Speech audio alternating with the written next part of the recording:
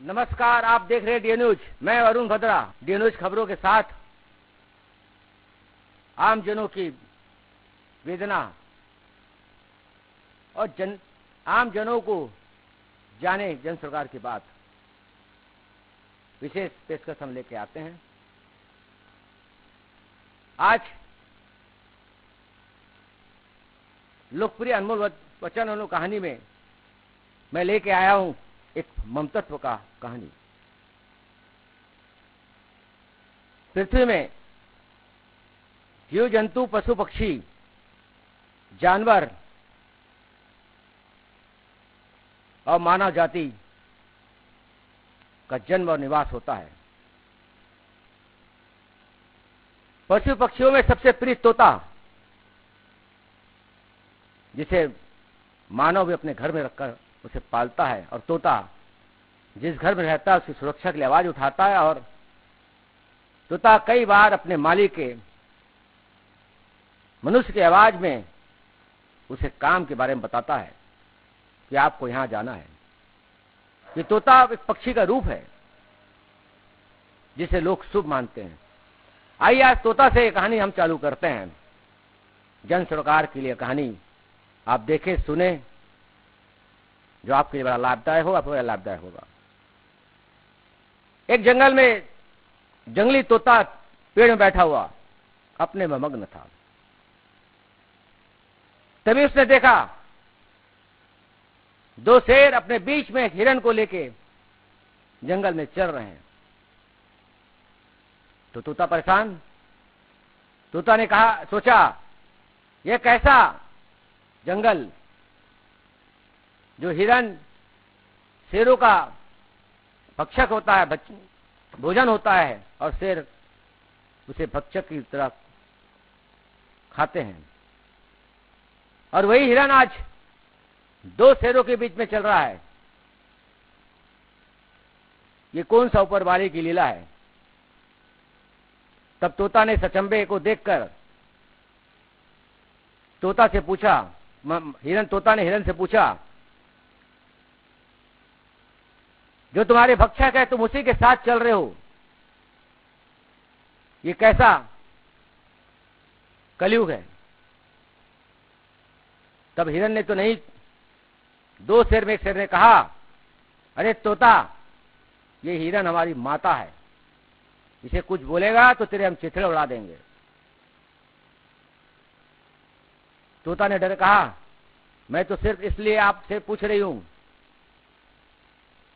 जानवर सबसे खतरनाक आदमखोर शेर, जो विशेषकर हिरणों का भक्षण करता है, आज वही शेर, दो शेर अपने बीच हिरण को लेके जा रहे हैं, उसका भक्षण न कर उसे सुरक्षा देते हुए ले जा रहे हैं। तब दूसरे शेर ने कहा, ये तोता बहन,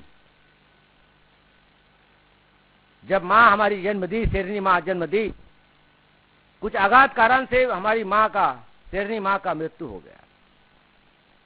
हम दोनों भाई दूध के लिए भूखे प्यासे भटक रहे थे। तब ही हिरण माई ने हमें दूध पिलाया, हमें पाला पोसा, कहीं हम गिर जाते तो उठाए और हमें बड़ा किया, हमें चलना सिखाया। ये हिरण ही हमारी मां है जो हमें नई जिंदगी दी, अन्यथा हम तो भूखे ही कहीं ना कहीं मर जाते और मिट्टी में मिल जाते। तब तोता ने सोचा, ये क्या दुनिया, एक आदमखोर शेर में भी इतना ममतत्व का पूरा इतिहास रहा है। चाहे भगवान हो, चाहे साधु संत हो, सभी ने ममता देखा है। मां अपने बच्चे को जन्म देती है और अपने सीने से लगाकर अपनी दूध पिलाती है, उसे अंगुली पकड़कर चलना सिखाती है, और गिर जाती है तो दर्द के मारे उसे उठाकर अपने सीने से लगा लेती है कि मेरे बच्चे को चोट न लग जाए, दर्द ना हो। अपने साया में पालकर तेज गर्मी धूप में भी उसे बचाकर रखती है, और बिना सोए रात में बच्चा न उठे करके देखती है। बीमार हो जाने पर रात भर जगती है, अपने बच्चे के लिए दुआ मांगती है। गिरते पड़ते उंगली पकड़कर माँ उसे चलना सिखाती है, फिर पढ़ना सिखाती है। और जब बच्चा बड़ा हो जाता है तो माँ उसे कहती है कि बेटा तू बड़ा हो गया है, तुझे अब कुछ बड़ा बनना है। और वो बच्चा धीरे धीरे बड़ा बन जाता है। माँ के प्यार मोहब्बत से, साहस से वो बड़ा बन जाता है। और धीरे धीरे जैसे बड़ा होता है, माँ के त्याग तपस्या को वो भूलकर अपने आप में मग्न हो जाता है और सोचता है कि मैं इतना पढ़ा लिखा आदमी, मैं ही ज्ञानी हूं, अच्छे अच्छे मेरे ज्ञान से प्रभावित रहते हैं।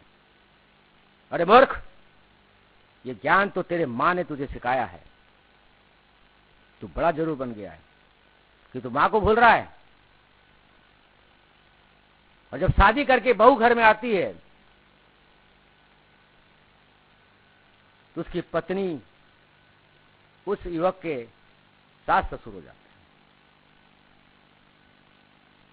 यही पत्नी जब अपनी माँ जो उसे जन्म देती है, माँ और पिता को बहुत प्यार करती है और देख करती है, प्रकृति का नियम है। और देखा जाता है कि लड़की ही माँ बाप की चहेती होती है और माँ बाप की सेवा करती है। किंतु 21 साल की सदी में यही लड़की जब पत्नी बनकर ससुराल जाती है तो वहां उसका रूप बदल जाता है। बात बात में सास ससुर को टोका, टिप्पणी और घर का कामकाज कराना और 2 रोटी फेंक कर देना, ले खा ले। और बेटा इनसे त्रस्त होकर, अपने पत्नी के बने बातों से त्रस्त होकर अपने वृद्ध माँ पिता को वृद्धाश्रम भेज देता है। अरे वाह रे मानव, जब तू चल नहीं पड़ता था, गिर जाता था, तो तेरी माँ ही तुझे उंगली पकड़कर अपने सीने से लगा लेती थी। और तेरे माँ बाप बुढ़ापे हो गए हैं तो अब तुझे खटकने लगे, बोझ बनने लगे।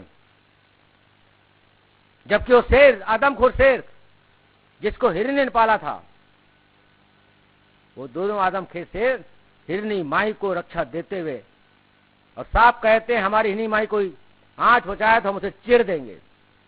और आज मानव, कुछ मानव अपनी तरक्की, अपनी पत्नी के बातों पर माँ बापों को तिरस्कार रहे हैं, कड़वी बातें कह रहे हैं और घर से निकाल रहे हैं। यह है कलयुग का जमाना साथी। अरे मानव, इस बात को मत भूलो कि तुम्हारे बच्चे भी तुम्हारे इस कर्म को देख रहे हैं। तुम्हारे माँ पिता के ममतत्व जिसे तुम भूल गए हो, आज तुम्हारे बच्चे, तुम्हारे माँ पिता के पति, तुम्हारा व्यवहार, तुम्हारी पत्नी का व्यवहार वो देख रहा है। कहा जाता है माँ पिता का आशीर्वाद ही बच्चों को बड़ा करता है और माँ पिता का श्राप उसे गड्ढे में लेकर चला जाता है और उसका दुर्गति होती है। और वही उसी कुछ दुष्ट मानव के बच्चे यही सब देखकर जब बड़े होते हैं तो अपने माँ पिता को भी वे वही व्यवहार करते हैं जो उन्होंने अपने माता पिता सास ससुर किया था। दोस्तों, यह प्रकृति का नियम। इस कहानी बताने का मतलब, यह देश बलिदानी देश है, शहीदों का देश है। शहीद नेताजी सुभाष चंद्र बोस, आजाद महात्मा गांधी,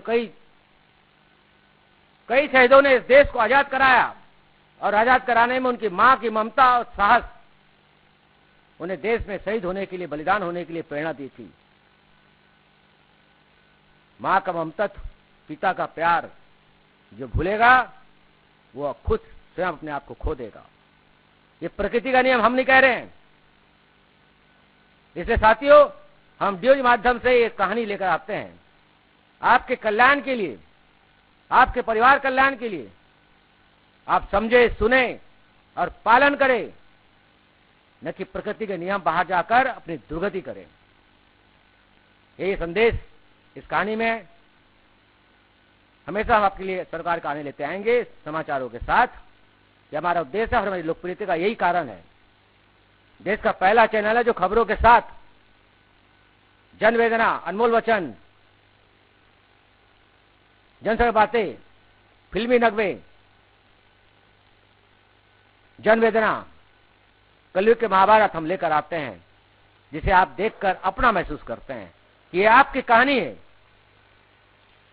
आज की कहानी उन माँ पिता के बच्चों के लिए है जो माँ पिता को तुच्छ समझते हैं, तिरस्कार करते हैं।